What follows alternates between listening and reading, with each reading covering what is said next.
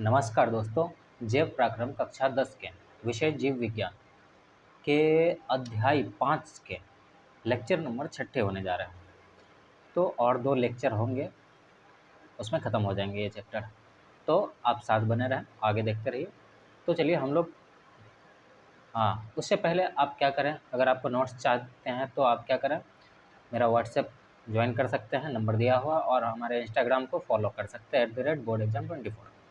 तो चलिए हम लोग आगे बढ़ते हैं। हम लोगों ने शोषण पढ़ रहा था। शोषण में हम लोगों ने देख लिया था क्या, शोषण में हम लोग शोषण का तो डेफिनेशन देख लिया था, फिर इसका प्रणाली देख लिया था, एरोबिक और एनारोबिक यानी कि वायवीय अवायवीय शोषण देख चुका था। अब तंत्र भी देख चुका था। अब मानवीय शोषण क्रिया देखना है। अब अंत शोषण और उच्च शोषण। अब नीचे देख लीजिए यहाँ पर क्या लिखा हुआ है। अंत शोषण का मतलब क्या होता है? अंत शोषण का मतलब होता है सांस द्वारा वायुमंडल से गैस को अंदर ले जाना, यानी आप सांस ले रहे हैं, और इसको हम लोग अंग्रेजी में कहते हैं इंस्पायरेशन। इंस्पायरेशन इंस्पायरेशन,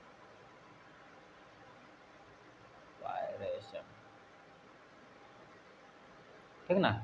इंग्लिश में हम इसको इंस्पायरेशन कहते हैं। और फेफड़ों से वायु या गैसों को बाहर निकालना, उच्छ्वसन, ठीक ना, उच्छ्वसन। इसको हम लोग कहते हैं एक्सपायरेशन। इसको हम लोग कहते हैं एक्सपायरेशन। हाँ, एक्सपायरेशन आप चाहे तो लिख सकते हैं, ठीक ना। इसको हम लोग एक्सपायरेशन कहते हैं। तो चलिए आगे देखते हैं। अब अंतःश्वसन में क्या होता है? अंतःश्वसन में देखिए, वृक्ष गुहा फैलती है, एकदम फैलेगा अंदर, मतलब जैसे हवा जाएगा क्या होगा कि हम लोग का चेस्ट एकदम बाहर आएगा, फैलेगा। उसके बाद पसलियों से संलग्न पेशियाँ सिकुड़ती है। अब हम लोग का जो पेशी है, हड्डी है, उससे जुड़ा हुआ जो मसल्स है वो सिकुड़ती है। वक्ष ऊपर और बाहर की ओर गति करता है। वक्ष यानी मतलब छाती जो है, चेस्ट जो है वो बाहर की ओर जाता है। गुहा में वायु का दाब कम हो जाता है और वायु फेफड़ों में भरती है। अब देखिए यहाँ पर जैसे मतलब कहीं भी अगर प्रेशर कम होगा तो उधर से क्या होगा कि बहुत ज़्यादा हवा आएगा। तो यहाँ का अंदर का क्या होता है कि दाब कम हो जाता है, इसलिए हवा एकदम सरसरा के भर जाता है। सरसरा के जैसे कि ये बाहर निकला, प्रेशर क्या हुआ, कम हुआ, यानी दाब कम हुआ और हवा सरसरा के भर जाता। अब ये जैसे बढ़ा तो आपका गुहा यानी कि मुंह में, यानी कि नॉस्ट्रिल्स जो है, इस जगह आपका प्रेशर कम होता है और हवा एकदम रस करके एकदम ज़बरदस्त से अंदर आता है। तो ये हो गया। अब देख लीजिए उच्छ्वसन, इसमें क्या होता है? वृक्ष गुहा अपने मूल आकार में वापिस आ जाता। अब जब अंदर से हम क्या करते हैं, एकदम सांस छोड़ते हैं, तो जो नॉर्मल था उस जगह पे आ जाता है। अब पसलियों की पेशियाँ शिथिल हो जाता। अब पेशी यानी कि हड्डी में जो मांस जुड़ा हुआ था वो शांत हो जाता। अब वक्ष अपने स्थान पर वापस आ जाता, यानी कि छाती अपने जगह पे आ जाता है। गुहा में वायु का दाब बढ़ जाता। अब जैसे हम ये भेजते हैं, बाहर फेंकते हैं, तो इसमें क्या होता है कि वायु का दाब बढ़ जाता है। अब कार्बन डाइऑक्साइड फेफड़ों से बाहर हो जाता है, इस प्रकार से होता है। अब यहाँ पर देख लीजिए, स्थलीय जीव यानी कि श्वसन के लिए वायुमंडल से ऑक्सीजन का उपयोग करते हैं, और जो जीव जल में रहते हैं वह जल में विलय ऑक्सीजन का उपयोग करता है। आया समझ में? तो चलिए आगे बढ़ते हैं।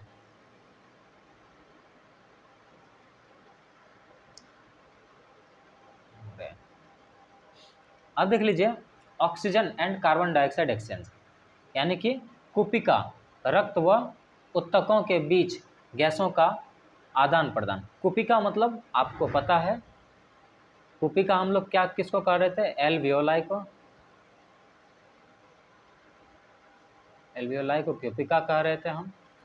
और उत्तक मतलब टिश्यू हो जाता है, उसमें आदान प्रदान। अब देख लीजिए वायु, वायु में क्या क्या होता है, O2 से समृद्ध कुपिका, रक्तवाहिका। अब देखिए वायु यानी कि वायु मतलब वायु में क्या होता है, ऑक्सीजन होता है, हम जो ले रहे हैं वायु उसमें ऑक्सीजन होता है, वो कहाँ तक जाता है, कुपिका तक जाता है। अब कुपिका से कहाँ जाता है, रक्तवाहिका में जाता है, कुपिका से रक्तवाहिका में जाएगा, अब रक्तवाहिका में जाएगा और ये ऑक्सीजन किस में मिल जाएगा, ब्लड में मिल जाएगा, यानी आरबीसी में मिल जाएगा। अब ऑक्सीजन आरबीसी में हेमोग्लोबिन के साथ मिलकर HbO2 बनाती है।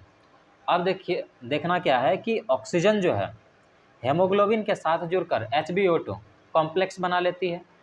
अब आगे क्या होता है, अब धमनी द्वारा O2 उत्तकों में पहुंचती है। अब धमनी द्वारा O2 जो है धमनी के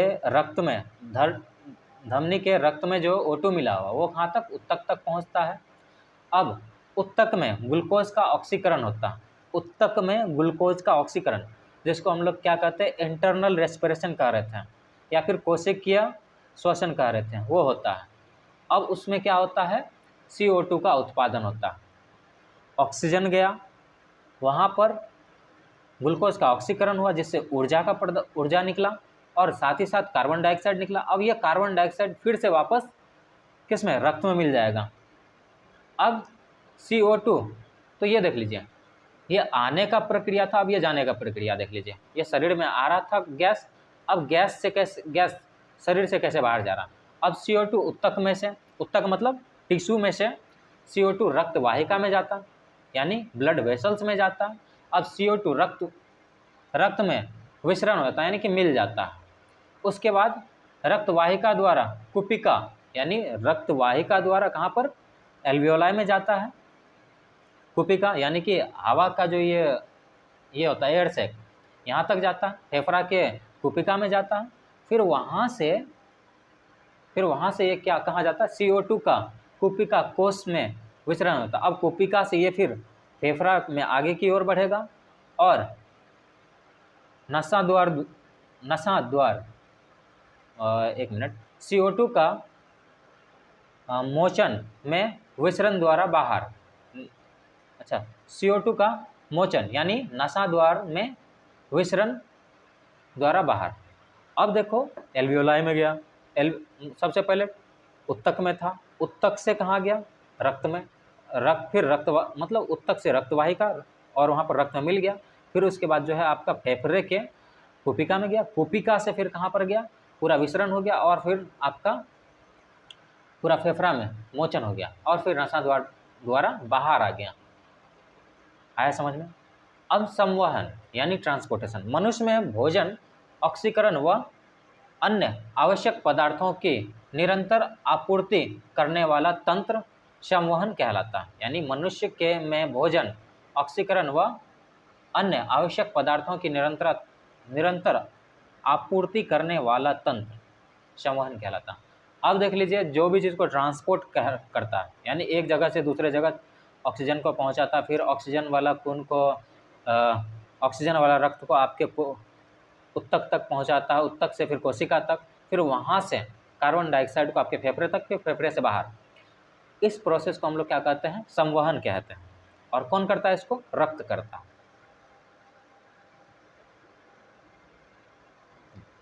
अब देखिए संवहन को हम अपने भाषा में क्या कह सकते हैं, ट्रांसपोर्टेशन कह सकते हैं। अब मानव संवहन तंत्र के मुख्य अवयव इस प्रकार है, इसमें सबसे मुख्य और जो है अंग आ जाता है, हृदय आ जाता है आपका, जो क्या करता है कि एकदम रक्तचाप को बनाए रखता है। फिर रक्त नलिकाएं, जिसको हम लोग धमनी व शिरा कहते हैं। फिर वहन माध्यम यानी रक्त व लसिका। अब रक्त वहन माध्यम क्या होता है, उसमें रक्त जो कि द्रव्य माध्यम में होता है, द्रव्य रूप में होता है। तो चलिए आगे बढ़ते हैं। यह आपका हृदय हो गया, देख लीजिए फेफड़ा से कैसे आता है हृदय में, हृदय से कैसे कोशिका में, फिर कोशिका से हृदय में, और ये सब प्रोसेस होते रहता है। चलिए आगे बढ़ते हैं हम लोग। अब देख लीजिए बात करते हैं ब्लड एंड इट्स कंपोजिशन, यानी रक्त और रक्त में क्या क्या चीज़ होता है ये देख लेते हैं। अब रक्त में देखिए ठोस अवयव क्या होता है, रुधिर कणिका है। ठोस में क्या होता है, रुधिर कणिका, जैसे लाल रक्त, श्वेत रक्त और रक्त प्लेटलेट्स। तो ये सब कणिकाएं जो होता है ये आपका ठोस अवयव होता है। अब देख लीजिए दूसरा क्या है, द्रव्य अवयव। इसमें होता है पीले रंग का तरल पदार्थ होता है, इसको हम लोग क्या कहते हैं, प्लाज्मा कहते हैं। इस पीले रंग का जो अवयव होता है इसको हम प्लाज्मा कहते हैं, जिसमें कि 90% जल होता है और तथा शेष अवयव जो होता है जैविक होता है, जैसे प्लाज्मा प्रोटीन, जैसे एल्ब्यूमिन, ग्लोब्यूलिन, अजैविक खनिज तत्व, ये सब चीज़ होता है इसमें। और इधर रक्त में देखिए क्या होता है, O2 CO2 का वहन।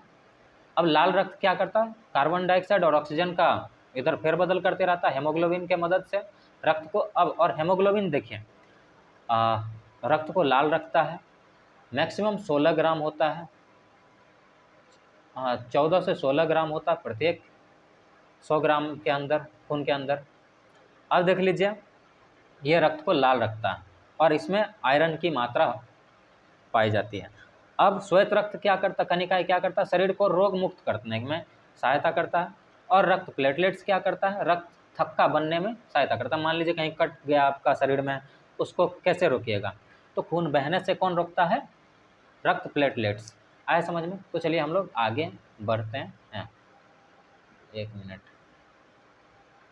तो इस लेक्चर को यहीं ख़त्म करते हैं, लेकिन आगे बढ़ेंगे नेक्स्ट में ब्लड वेसल्स।